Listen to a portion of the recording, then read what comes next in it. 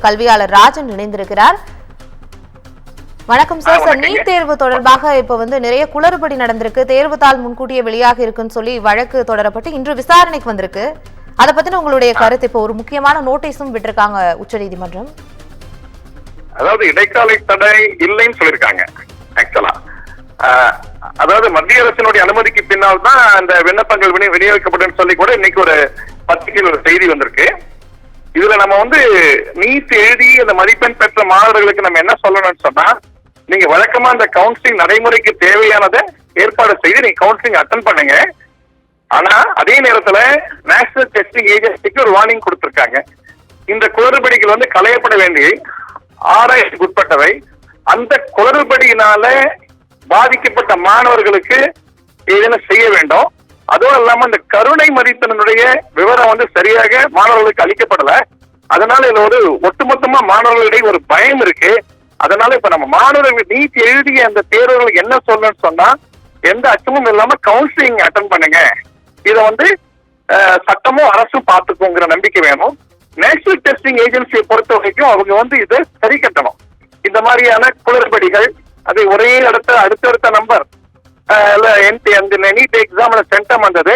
இதெல்லாம் என்ன சரியா இருந்தா சரி, அதை தெளிவுபடுத்தணும். சரியில்லைன்னா அதற்கான சட்டத்தின் நடவடிக்கை எடுக்கணுங்கிறதா என்னுடைய கருத்து. ஒரு கல்வியாளர் முறையில நடவடிக்கை எடுக்கலாம் அப்படின்னு நீங்க சொல்லியிருக்கீங்க. இப்போ நேஷனல் டெஸ்டிங் ஏஜென்சி அகில இந்திய அளவுல மருத்துவ மாணவர்களுக்கான ஒரு நுழைவுத் தேர்வு எந்த மாதிரியான ஏற்பாடுகள் பண்ணியிருக்கலாம் இந்த மாதிரியான ஒரு குளறுபடியை தவிர்ப்பதற்கு? இந்த என்னைக்கு நீட் ஆரம்பிச்சதோ அன்னையிலிருந்து ஏதாவது ஒரு சிக்கல் பிரச்சனை வந்துட்டு தான் இருக்கு. நேஷனல் டெஸ்டிங் அதாவது நீட் எக்ஸாம் அகில இந்திய தேர்வு நீட் வழியில தான் எம்பிபிஎஸ் சொன்னதுல இருந்து ஏதாவது ஒரு சிக்கல் வந்துகிட்டு இருக்கு. இதுக்கு நடுவன் ஒன்றிய அரசு தலையிட்டு அதாவது இதனுடைய நடைமுறையை சரி பண்ணணும். மிக முக்கியமான ஒரு கருத்து இதோட நடைமுறையை சரி பண்ணணும். இது ஒரு டிரான்ஸ்பரன்சி, அதாவது மாணவர்களுக்கு நமக்கு முக்கியமா மாணவர்கள் நோக்கி தான் பாக்குறோம்.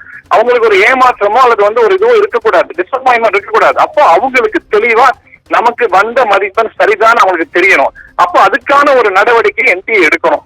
எல்லாத்தோட முக்கியமா போனா இந்த நீட்ங்கிற தேர்வு தமிழ்நாட்டுக்கு தேவையில்லைங்கிற முடிவுக்கு தான் நான் வரவேன் இருக்கேன். ஏன்னா தமிழ்நாட்டினுடைய தேர்வுகளும் இங்கே பிசிக்ஸ், கெமிஸ்ட்ரி, பயாலஜி போன்ற பாடங்களுக்கு இங்க கொடுக்கக்கூடிய மதிப்பெண்களும் சரி என்று நாம் நிரூபித்து விட்டால் அந்த நீட் இங்க இருந்து போயிடுங்கிற கருத்தை தான் திரும்ப திரும்ப கல்வியாளர் முறையில நான் வலியுறுத்த வேண்டியிருக்கேங்க.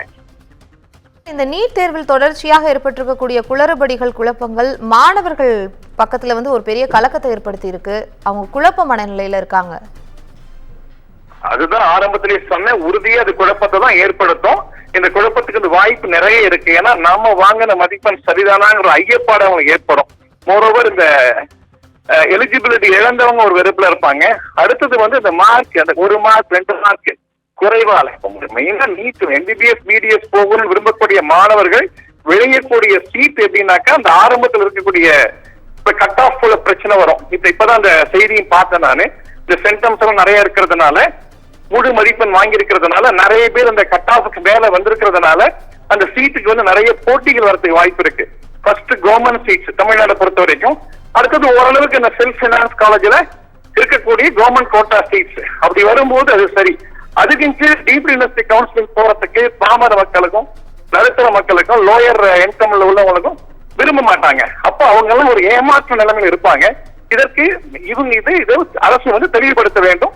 இதற்கான வழிமுறைகளை அவசியம் ஏற்படுத்த வேண்டும் என்ற கருத்தை தான் வலியுறுத்த வேண்டும். இணைப்புல உங்களுடைய கருத்துக்களை தெரிவித்ததற்கு நன்றி ராஜராஜன் சார்.